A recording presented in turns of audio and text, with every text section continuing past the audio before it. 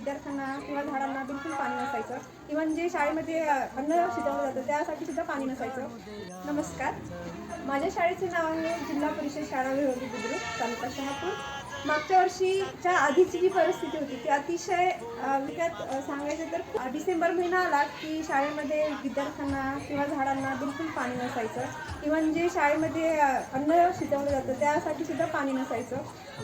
वसुंधरा संजीवनी मंडळ यांच्या मार्फत जेव्हा आमच्या शाळेमध्ये हा प्रोजेक्ट राबवला गेला ते पाणी डिसेंबर महिन्यातच आमच्या बोरवेलचं कमी होत होतं. ते जवळजवळ फेब्रुवारी मार्चच्या स्टार्टिंगपर्यंत ते राहिलं आणि पूर्ण बोरवेल दिवसभर जरी लावली तरी ती व्यवस्थितपणे चालते. हा शाळेसाठी जो काही भाजीपाला लावला जातो त्या भाजीपाल्यासाठी पण संपूर्णतः आमचं जे बोरवेलचं पाणी तेच वापरलं जातं.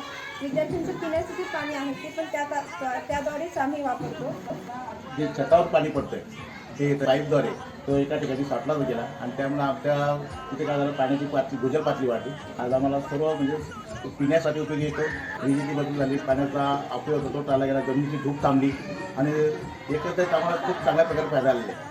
असा रिझल्ट आहे की डिसेंबर महिना सुरू झालाय, पाणी अजूनही व्यवस्थितपणे चालू राहतंय. म्हणजे आम्हाला याची अतिशय चांगली प्रचिती आलेली आहे आणि हा प्रोजेक्ट जो आहे तो अतिशय व्यवस्थितपणे आमच्या शाळेमध्ये राबवला गेला. निश्चितच मी ह्यासाठी वसुंधरा संजीवनी मंडळ आणि महिंद्रा फायनान्स यांचा खूप खूप धन्यवाद देईल आणि त्यांचे आभार पण मानेल की त्यांच्याद्वारे आमच्या शाळेची जी पाण्याची टंचाई जी होती ती अतिशय कमी झालेली आहे.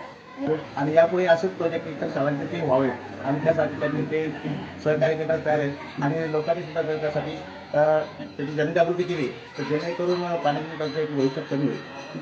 धन्यवाद.